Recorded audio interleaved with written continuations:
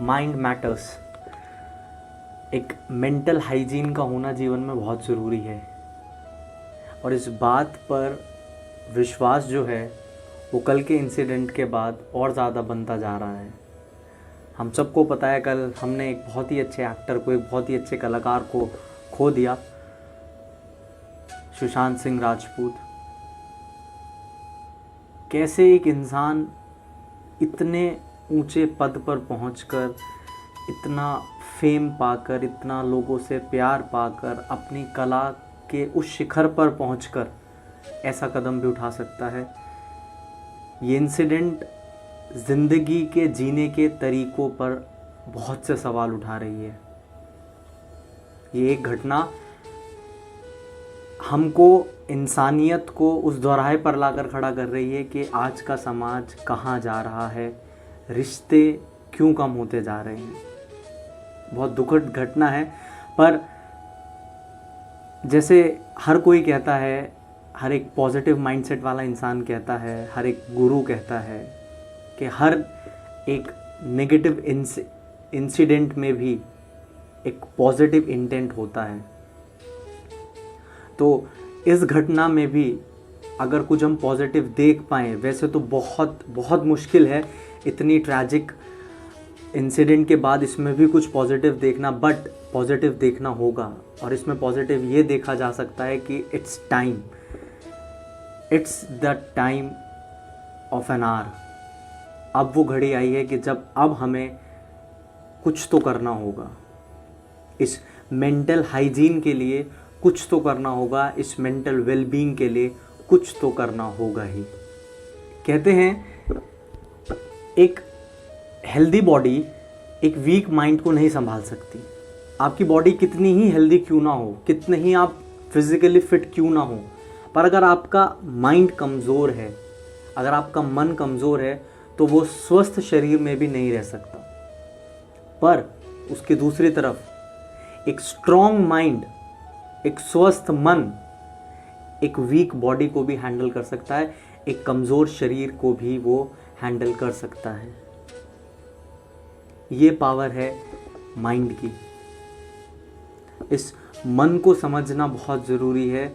इस मन को बनाने वाली वो कौन सी ऐसी चीज़ें हैं जिनके ऊपर निर्भर करता है कि मन किस तरीके से काम करेगा, उन सारी चीज़ों को जानना आज बहुत ज़रूरी है।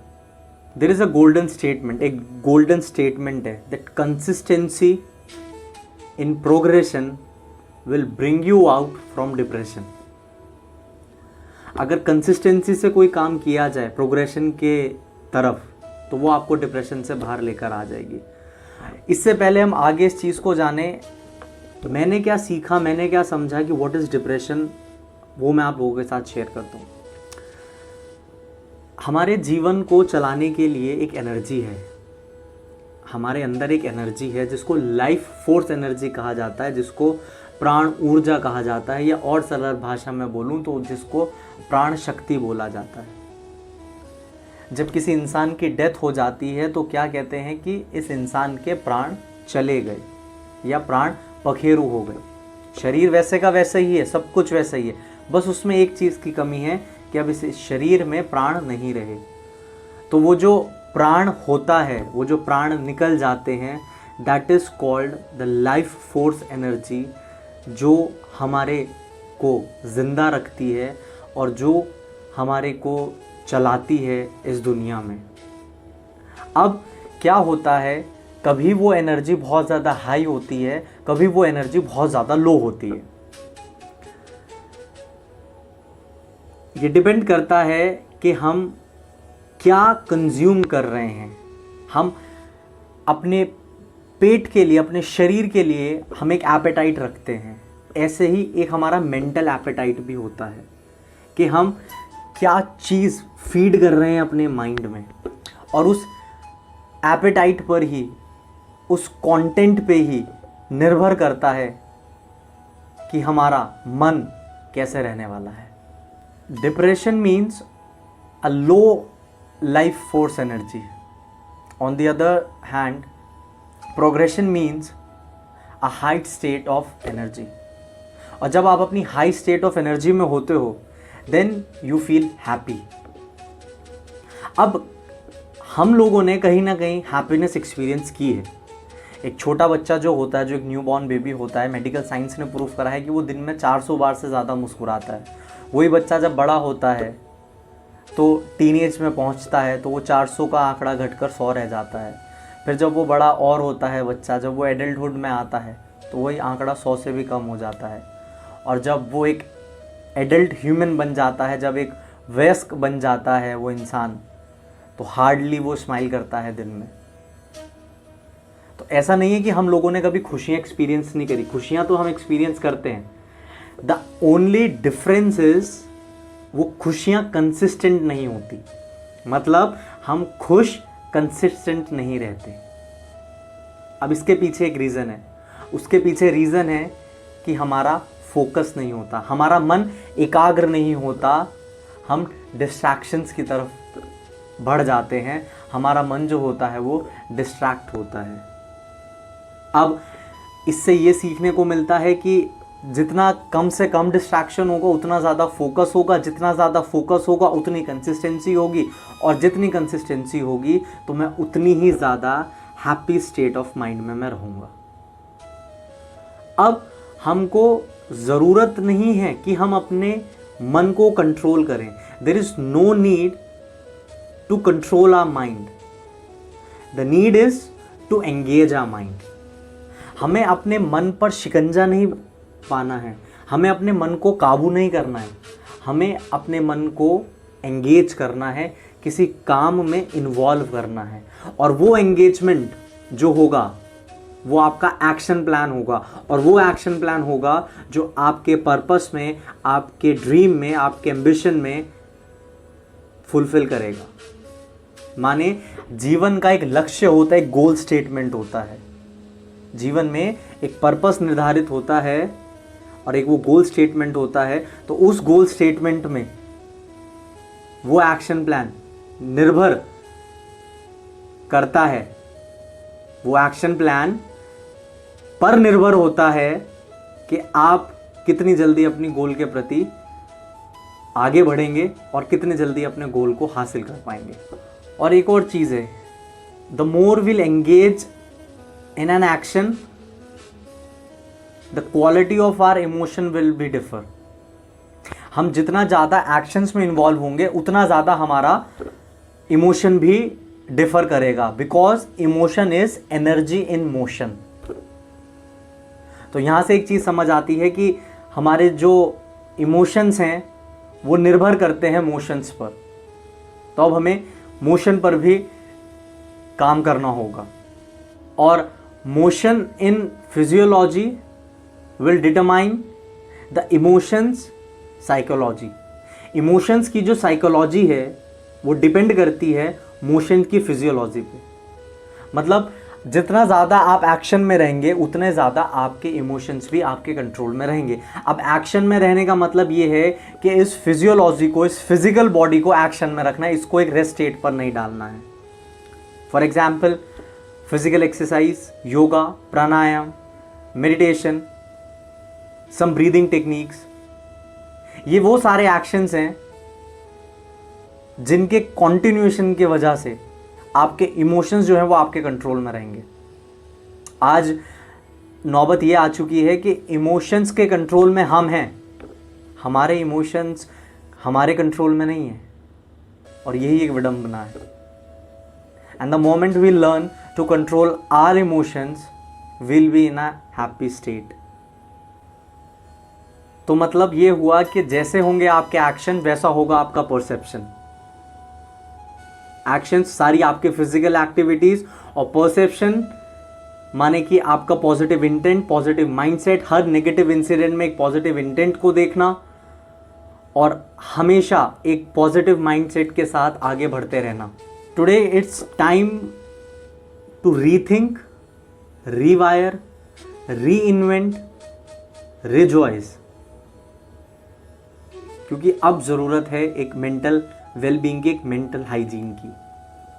The more you resist the more you persist. हमने बहुत सुना है, आप जिस चीज़ को रोकते हो आप उसी के तरफ बढ़ते जाते हो। अगर मैं आपसे कहूँ आपको एक पिंक हाथी के बारे में नहीं सोचना है, वो पिंक हाथी जिसकी एक पूंछ है, 2 काले दांत है और उस पिंक हाथी के ऊपर एक बंदर बैठा है, बट आपको उस पिंक हाथी के बारे में नहीं सोचना है। आप किसके बारे में सोच रहे हैं? आप उसी पिंक हाथी के बारे में सोच रहे हैं।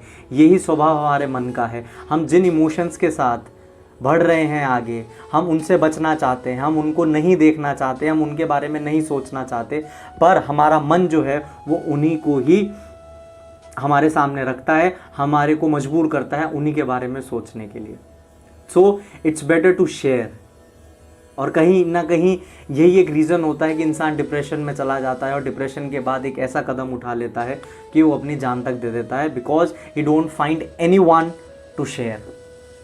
और कल के इंसिडेंट को देखकर भी यही बात सामने आ रही है कि he was not having someone with whom he can share, कि उसके मन में अंदर क्या चल रहा है, उसके भीतर की जो वो जंग चल रही है वो किसी से शेयर नहीं करता। तो सबसे पहले तो अगर मन में कुछ भी चल रहा है, अगर नहीं समझ आ रहा है कि कहाँ करना है, कहाँ जाना है, कैसे जाना है, find someone with whom you can share. और उसमें भी बहुत सजग होकर हमको वो इंसान ढूंढना होगा, क्योंकि आज की दुनिया जो है वो बहुत मतलबी है।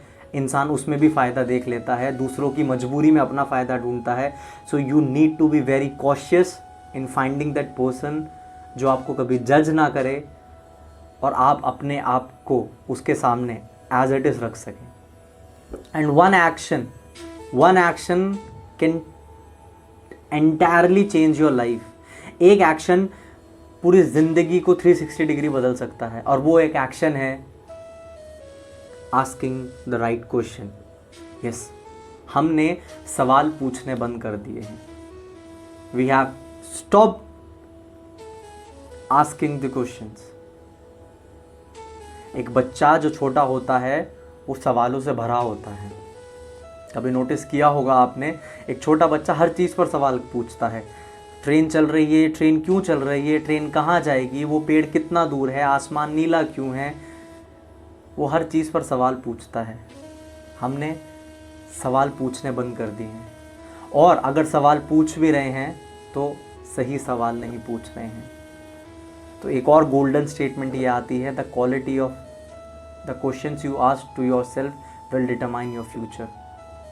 आप किस तरीके के सवाल पूछ रहे हैं खुद से, इस पर भी निर्भर करता है कि आपका भविष्य कैसा होने वाला है।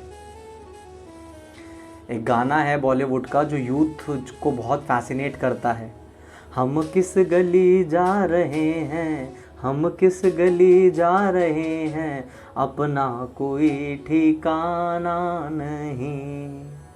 ठिकाना ही नहीं है, पता ही नहीं है कहाँ जा रहे हैं, तो कैसे जीवन में सक्सेस मिलेगी?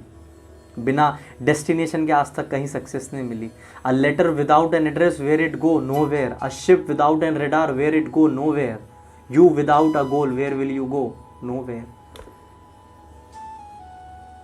And this is the one single action that if you take in your life, it will change the entire person of your life. Asking the right questions. हर बड़े शास्त्र की शुरुआत भी एक क्वेश्चन से हुई है। गीता की शुरुआत भी एक क्वेश्चन से हुई है। जब धृतराष्ट्र ने पूछा था, संजय बताओ क्या चल रहा है, हर बड़े शास्त्र की शुरुआत भी एक सवाल से हुई है। अगर हम सही सवाल पूछने शुरू कर दें सही वक्त पर सही इंसान से, तो जीवन जो है वो एक सेलिब्रेशन बन जाता है। कुछ लोग होते हैं जो कहते हैं समस्याओं को देखकर व्हाई मी, और वहीं उसी समस्या के सामने कुछ लोग होते हैं जो कहते हैं okay now what can I do in this situation, अरे मेरी ही किस्मत खराब है। और उधर दूसरी तरफ इंसान कहता है कि ठीक है, आज मेरे को एक और चुनौती आई है, मैं अब इसको कैसे पार कर सकता हूँ। माइकल जॉर्डन बचपन से ही कभी ये नहीं बोला कि नहीं होगा, वो हमेशा बोला कि सोचो कैसे होगा। एक परिवार में एक पिता का देहांत होता है तो बच्चा कहता है कि मैं बर्बाद हो गया, अब मेरा जीवन खत्म हो गया। वहीं दूसरी तरफ एक बच्चा होता है जो कहता है कि ईश्वर मुझे अब हिम्मत देना कि मैं अपने परिवार को संभाल सकूं। ऐसा ही एक एग्जाम्पल अभी रिसेंटली हमने देखा था, कश्मीर के सरपंच की, जब एक गांव के सरपंच की आतंकवादियों ने हत्या कर दी थी, तो उनकी बेटी ने किस रुद्र रूप से मीडिया के सामने आकर कहा था कि मेरे सामने तो आओ, जिंदा जला दूंगी और तुम सबको मारूंगी, डरती मैं किसी के बाप से नहीं हूँ। ये भी एक माइंडसेट है कि उस एडवर्सिटी में एक पॉजिटिव इंटेंट कैसे निकाला जा सकता है, एक पॉजिटिव माइंडसेट कैसे डेवलप किया जा सकता है।